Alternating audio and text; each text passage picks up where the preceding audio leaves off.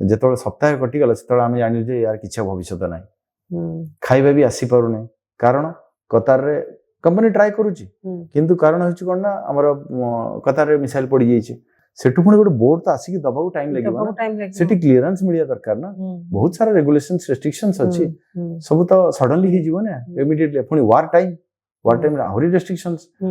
Finance भी बहुत लगी जाउची माने जोटा 10 टका दिला सेटा 200 टका ही जाउची डबल ट्रिपल हे गला तो इतने सब असुविधा भीतर कंपनी संगे संगे अरेंज करिया भी इजी नो तो ताकू हमको हेल्प करिया पड़े कंपनी से टाइम रे भी हमको भी किछि ये दवा पड़े डेडिकेशन दवा पड़ियो तो सही समय आम रेस्ट्रिक्शंस करिया स्टार्ट कलो पिला मन को कहिया मीटिंग रेगुलरली प्रत्येक 3-4 दिन मीटिंग करिके पानी खाइबा केमती रेस्ट्रिक्ट करबा संभाली यूज करबा से विषय हम सबले करथुलो किंतु लास्ट 15 दिन पर जब 25 दिन 27 दिन हैला सेही पीरियड टिके टफ है गला आउ वेजिटेबल कोन करथांदे जदि आउ किछि दिन आपन घर जाई थादा कोन भाबुतले सेही को तो भाबुतबे तो आपन माने भात डाली कोन लास्ट किछि लास्ट 3-4 दिन आपन कोन खाइछन लास्ट 3-4 दिन पाखा बाकी 7 दिन हां वेजिटेबल वाला टिके कष्ट हो गेला तांका पे जो माने खाली वेज खाउथिलु से माने भात डाली चना बुट एगुडा जो माने नॉन वेज आपन वेज खा नॉन वेज खाए हां नॉन वेज जो माने तांका पे सफिशिएंट थला नॉन वेज टिके थाला आउ 10 दिन टाणी ही थाला आ 10 दिन आउ दिया किंतु ता देर हल्दी नै सॉरी टमाटर नै प्याज नै कोन इस प्रकार मसला नै ओनली हल्दी पाउडर माने पाउडर रिलेटेड अछि एनीथिंग ड्राई वेज फ्रूट्स दूध खीर जूस एगुडा सब finished completely last 6-7 days completely finished खाली जस्ट रे बंचिया पई भात डाली चना बुट सिजा टिके हल्दी पके देगी लुण पके देगी लंका गुंड पके देगी ए टाइप चिपु मैनेज करी आपन को जियो छोटो जियो आपन से तो कथा होतबो फोन कोन से ताको कोन जणा हितला सी आपन कोन कहतला एबे तो बड़ हलानी न्यूज़ बहुत देखु जे आज केली से तोळ युद्ध चलला न्यूज़ देखियो मते कहबो आप काई के सुनु मो कहली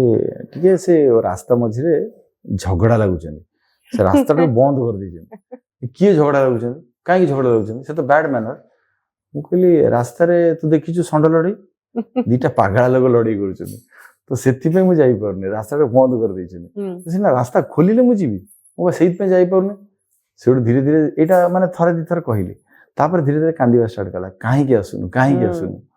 तार ओडे जिद्दी धला काहे के आसुनु सेटा टिके धीरे धीरे तो सेला बुझियो पड़े किंतु छोटा छुआ को बुझिबा टिके टफ थाए हां माने जदी मुंडे पसिगले काहे से झगड़ा लागु कोन पे झगड़ा मु एक्सप्लेन कर मु कहले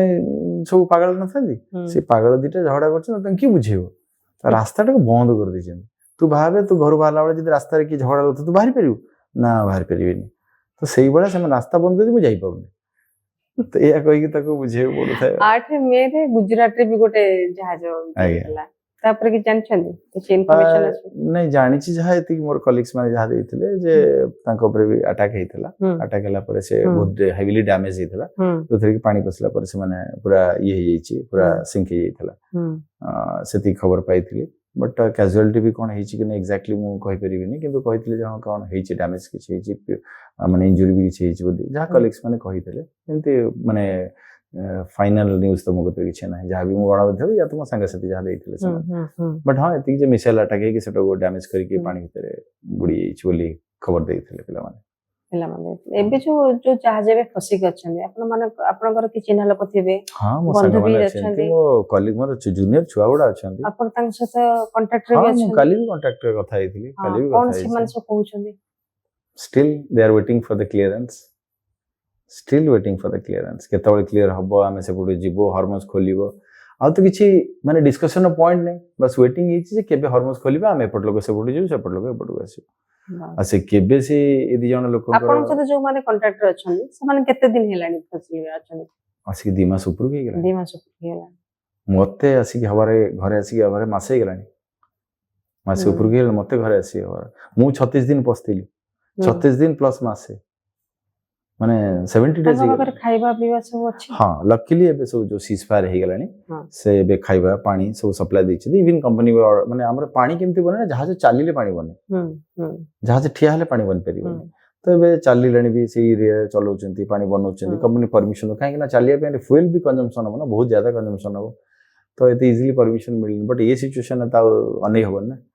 तो एबे से मन को परमिशन दियाले पानी बनोचंती बा सप्लाई होजी बाहर जे बोट रे से मन सप्लाई होजी पानी ପ୍ଲସ୍ ଖାଇବା ବି ପହଞ୍ଚି ଗଲାଣି ପିଲାମାନଙ୍କ ପାଖରେ। ପରିବାର ମାନେ ମା ଆଉ ସ୍ତ୍ରୀଙ୍କର କେମିତି ଥିଲା ସେ ଅନୁଭୂତି ତାଙ୍କର କେମିତି ସେ ମାନେ ଆପଣଙ୍କର ରିସେଣ୍ଟଲି ଆପଣଙ୍କ ବାପାଙ୍କର ବି ଡେଥ୍ ହେଇଥିଲା ତା କାମ ସାରିକି ଆପଣ ଯାଇଥିଲେ ତାପରେ ମନ ଭିତରେ ମାଙ୍କ ଭିତରେ ମନ ଭିତରେ ଗୋଟେ ଅଜଣା ଭୟ ସବୁବେଳେ ପାଇଁ ଲାଗୁଥିବ ସେ କେମିତି କଣ ପ୍ରତିକ୍ରିୟା ଦଉଥିଲେ ଆପଣଙ୍କୁ ଦେଖିଲା ପରେ ତାଙ୍କର କେମିତି ଲାଗିଲା?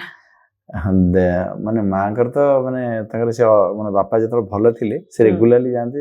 ମୁଁ ଜଏନ୍ କରିବି ତାପରେ ଯିବେ ପୁରୀ ଗୋଟେ ଗୁଆ କଣ ପଇସା ଦେଇକି ସମୁଦ୍ରକୁ ଆସିବେ ତୋ ପୁଅକୁ ମୋ କୋଳକୁ ଛାଡିଛି ତୋ କୋଳକୁ ତ ଭଲରେ ଭଲରେ ଫେରିଦେବେ ଗୋଟେ ରେଗୁଲାର ପ୍ରାକ୍ଟିସ ଯେତେବେଳେ ସବୁ ବର୍ଷ ଯେତେ ଥର ମୁଁ ଯାଉଛି ପ୍ରତ୍ୟେକ ବର୍ଷ ଯିବେ ଗୁଆ ଆଉ ପଇସାକୁ ସମୁଦ୍ର ଦେବେ ତୋ କୋଳକୁ ଦେଇଛି ତୁ ଭଲରେ ମତେ ଫେରିବୁ ଏଇଟା ତାର ମନେ ମୁଁ ଏବେ ସବୁ ଶୁଣିବାକୁ ପାଉଛି ବୁଢୀ ହେଲା ପରେ ଶୁଣିବାକୁ ପାଉଛି ତ ସେ ସବୁ ବର୍ଷ କିନ୍ତୁ ଯାଏ ଯେତେବେଳେ ବାପା ଭଲ ଥିଲେ ବାପାଙ୍କୁ ମାନେ ମେମୋରି ଆଟାକ୍ ହେଇଥିଲା ସନଷ୍ଟ୍ରୋକ୍ ହେଇଯାଇଥିଲା ତାପରେ ବେଡ୍ ରିଡନ୍ ହେଇଯାଇଥିଲେ ତ ଏବେ ରିସେଣ୍ଟଲି ଚାଲିଗଲେ ତ ସେ ଗଲା ପରେ ମୁଁ ଯାଇଥିଲି ଶିବକୁ ତ ଯାହା ବି ହେଲେ ତାଙ୍କ ଭିତରେ ସେ ସଦ୍ମାଟା ଥିଲା ତ ଏଇ ଯେ ଯୁଦ୍ଧଟା